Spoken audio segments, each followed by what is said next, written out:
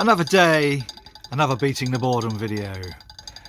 Contrary to popular belief, I am not starting to sell crystal meth.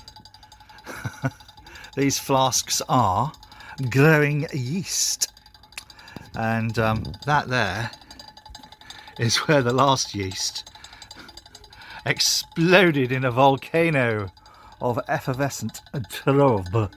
Right, that's brewy stuff. No more brewy stuff for right now. Oh, God, hang on. Oh, what's going on there? No, that's right. Today has been a lot quieter on the towpath. Thankfully, we have had no hordes of people enjoying themselves. It's been a lovely day out there. In fact, let's go out there with a beer. Look at that. Oh. Do you know what? I'm pleased with that. That is my Punk IPA clone. I apologise for the glass because... Actually, I don't apologise for the glass. I don't mind a drop of San Miguel. But this is my Punk IPA clone. And it's the only glass I could grab because Charlotte, bless her little cotton socks, is using the opportunity of a lockdown to nuke the kitchen. Yeah, so I snuck in, just grabbed that and ran away before she hurt me. Normally about this time, that road down there will be chocker. And I've been waiting probably for about 3 or 4 minutes and not a single vehicle has passed. You watch, there will be one now. No, there's not. Wow, so I think people are starting to take note and stay the fuck at home, because that's all it takes. And look at that, for a beautiful sunset-ish. It's been a lovely day, again, another lovely day, which hasn't helped because people will have been out and about, but I have to say there was far fewer people on the towpath today, and it won't be a towpath soon. It will just be a side of a muddy ditch, because what they're doing is they're replacing the pump down at Tinsley, and they've just fixed a hole down near Victoria Quays, and they've put a dam back in place in order to keep water in Victoria Quays. They're pumping it out of the canal, so both Olin Water here and Little Old Mustn't Grumble down there are now both sat on the bottom and both listing ever so slightly because the canal is trough shaped, so they're both now grounded. They're going nowhere. And we had no real notice from the Canal River Trust that they were going to do that. So when it comes to licence renewal time, I think they can go and swivel, because I won't be paying. I will be withholding a proportion of the licence due to their ineptitude. Anyway, ooh, it's a bit chilly now. That's what happens when you have a nice wham day, is you have cool nights. So I'm going to sit my sen down. Oh, look at this. Look at that. Look at me ice cream here. Me Punk ice cream. Right, guys. Oh, it's cleared. That's cleared so lovely. Beautiful. Can't believe how well that's cleared. And it's got that lovely kind of level of carbonation, which I think is probably just beautiful, about right. So I'm gonna take a slug of it now, I'm afraid.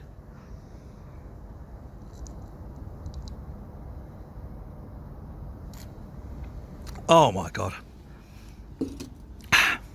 Oh, I needed that. Right, I'm going to keep this fairly short, he said, knowing that it's running at about 5 minutes already. And just to say, today on the 5 o'clock briefing, the Chancellor decided that he was going to give a little bit of help for the self-employed. It's going to be a difficult one, that. I have to admit, I'm glad I'm not self-employed anymore, because that would have been crumbs, a bit of a nightmare. But hopefully it's another step towards helping to at least cushion the blow for hundreds of thousands of people. So we're going to have to wait and see where this goes. But it occurred to me earlier, and I thought I'd just mention this. This is unprecedented. No one really could be at all prepared for what has happened so quickly and so devastatingly within our society. But this whole COVID-19 thing, it's not as completely grim as it might seem, because there are some opportunities here. The main opportunity is we know very little about this virus. We don't really know the incubation period. We don't really know the criteria for discharge afterwards. We don't really know the levels of immunity that people will have afterwards. As a consequence, everything we learn gives us the edge. So it's different to if we knew everything about this, that would be it.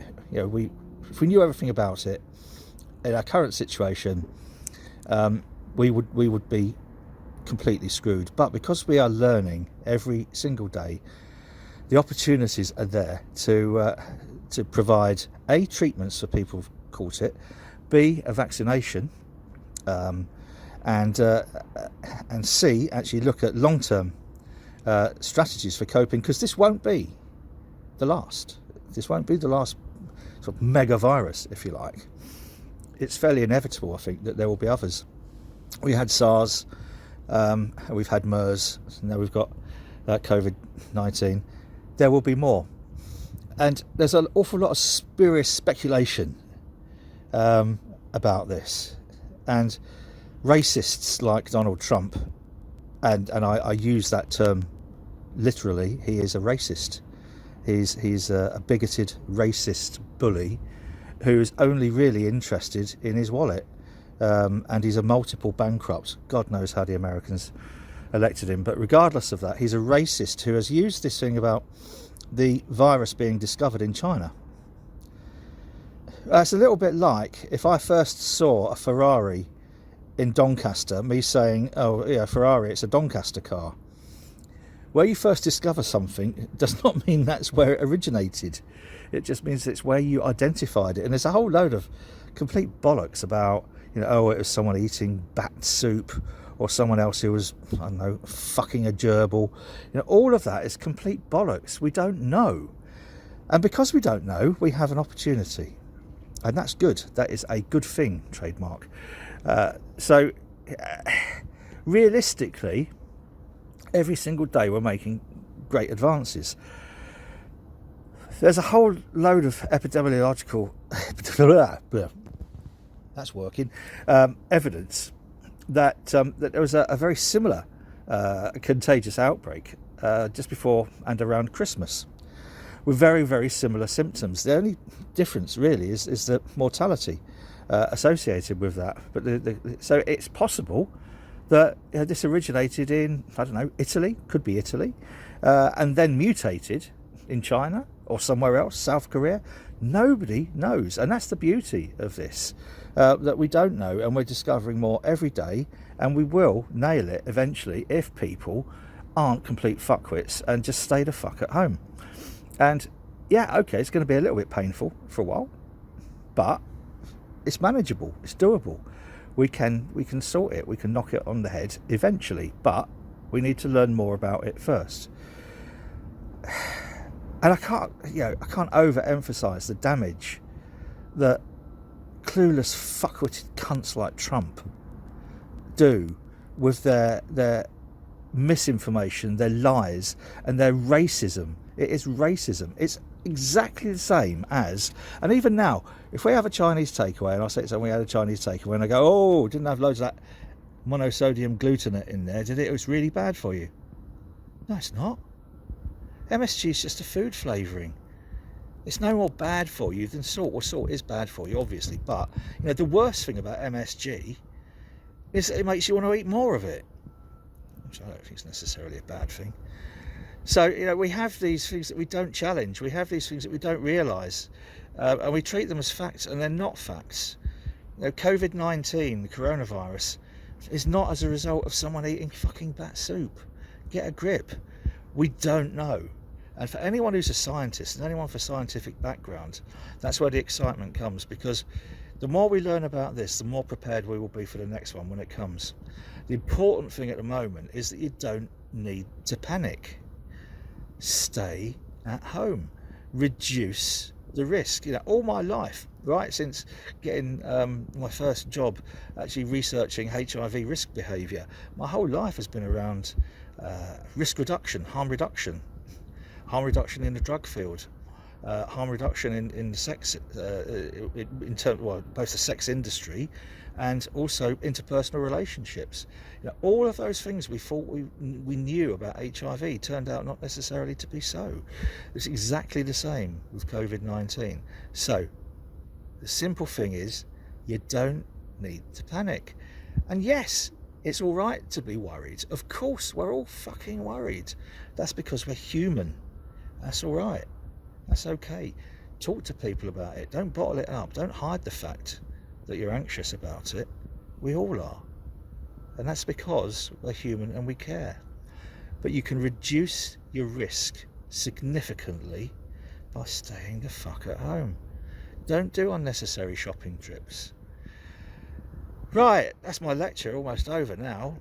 It's a lovely evening, and you know, together we'll sort this and we'll get over it.